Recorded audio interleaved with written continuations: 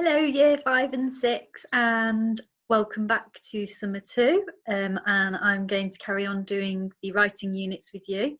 And a big welcome to Highfield year 5 and 6, who are going to be joining our online learning team to allow for the in-school learning team to do the things that they need to do. So it's great to have you with us. If you don't know me, I'm Miss Stray. I teach Cyprus class at Abbey campus, and yeah, I'm going to be doing the writing units for this half term. So I'm really excited to share some writing activities with you. Miss Parry is going to help as well, sharing some vocabulary and grammar activities. And yeah, I'm really looking forward to seeing what work you produce and doing this online learning thing with you. Okay, so this half term we're going to start off looking at monologues, which might be a new thing to lots of you. It's not something that I've taught before, so I'm really excited to teach it, have a go at writing them, reading them out, and seeing what you guys come up with. So I'm going to share my screen so I can share a PowerPoint.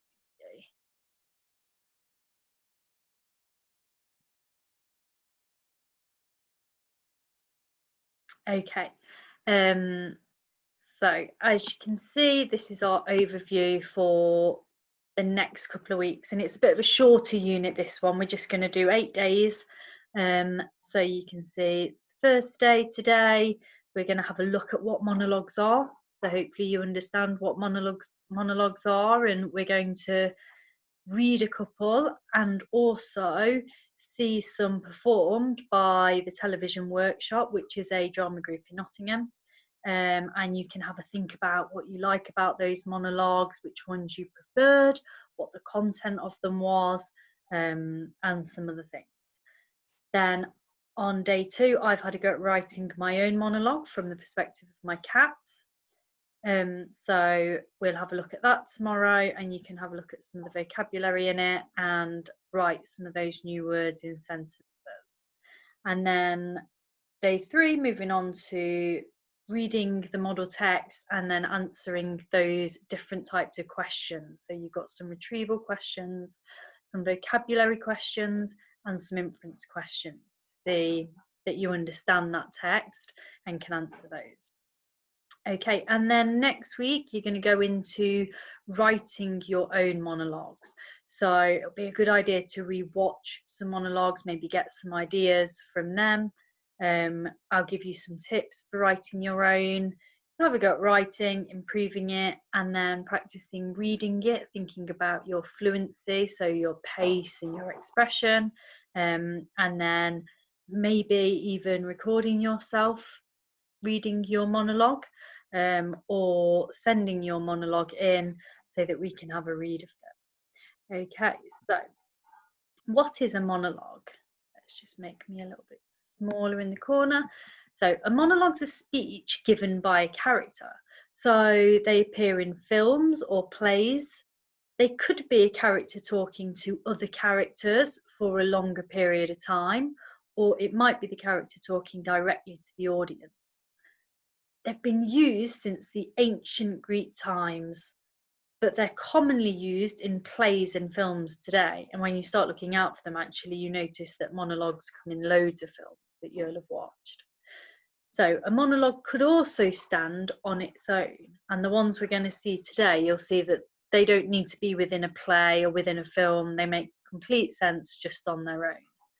They're written in a character's voice and from their point of view. So they should be written to sound like the character whose perspective you are writing from.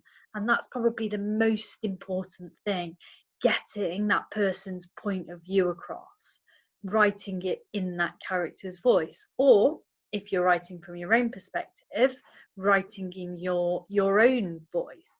So that's a really important thing with a monologue, is putting that person's character and their ideas across to the reader or the audience. And we're going to have a little look at some really well-known monologues and some that you might have seen before.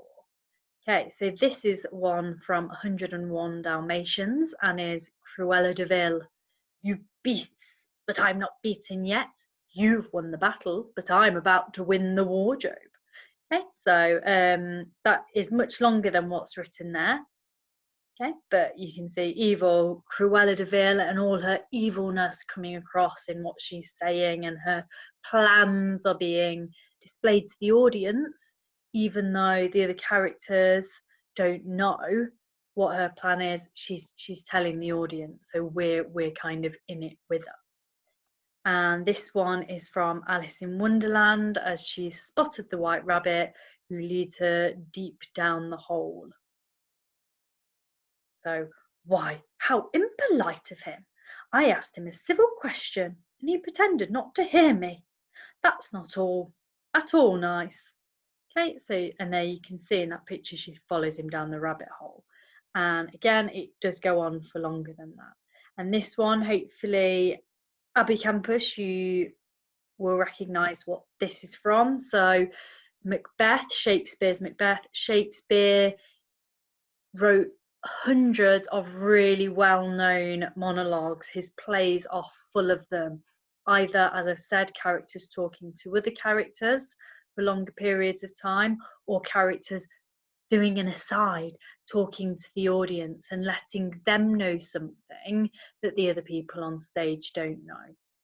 So this is written when he has had the idea that he's going to kill the king, and he's kind of racked with guilt, and he's going over those feelings. Okay. So on your resources, I've shared a link to the Lockdown Monologues, which are by Nottingham's The Television Workshop. So these have been written by the younger group, so it's up to 11-year-olds, and then they've been performed by some of the older group members and some famous actors and actresses that have been in lots of television programmes. So some you might know, recognise, such as the young man on the screen there. And it was Oscar in my class who brought these monologues to my attention, because he sent me this video to share that he had written a monologue and that he'd had it performed. So look out for Oscar's monologue, which comes in about the middle of the video. Really, really good, well written monologue. Yeah, so fantastic. So as you watch these, I've got a couple of things that I'd like you to think about, and it might be that you write down the answers to these. It might be that you just want to think about them, and that it gives you something to think about as you're watching them. So, which monologue did you enjoy the most, and why did you enjoy that the most? Were there any monologues that you thought were funny? What did you find funny about them? Were there any monologues that you thought were sad or that moved you? What was sad or moving about them? Was the topic of all the monologues the same? Because they're called the Lockdown Monologues, but are they all about lockdown? Are there any about other things? Are there any that where the topic surprised you maybe? Did you prefer monologues written from children's perspectives, or ones that were written from a different perspective, such as Hillary Clinton's? Okay, so a few clues as to what you're going to see in there. Okay, so hopefully when you've watched those monologues, you'll have a really, really good idea about what a monologue is and the kind of topics that people would write about. And these are all really topical for what's going on at the moment. Okay, so watch them, think about the questions, and then tomorrow I will share the monologue I've written, and we'll have a look at some vocabulary, and then moving into the next day, thinking about answering questions to understand that text. Okay, right. Good luck. Take care.